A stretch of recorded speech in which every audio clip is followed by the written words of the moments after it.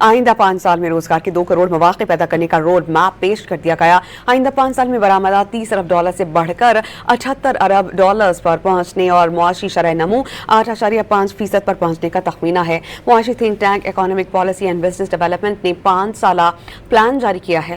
معاشی think tank نے 5 سال میں کرنٹ اکاؤنٹ 5% سرپلس رہنے، ترسیلات زر $40 ارب سے بڑھ کر $60 ارب اور 2031 تک زر مبادلہ کے ذخائر $63.5 ارب پر پہنچنے کا تخمینہ لگایا۔ 5 سال میں شرح سود 11.5% سے کم کر کے 7% کرنے کا تخمینہ لگایا گیا۔ معاشی تھنک ٹینک نے 5 سال میں مہنگائی کی شرح 5% تک محدود کرنے کا پلان بھی پیش کیا۔ 5 سال میں مجموعی قومی بجٹ کی شرح 12.5% سے 22.5% اور زرعی شعبے کی پیداوار 3.4% سے بڑھ کر 6.8% ہونے کا تخمینہ لگایا گیا ہے۔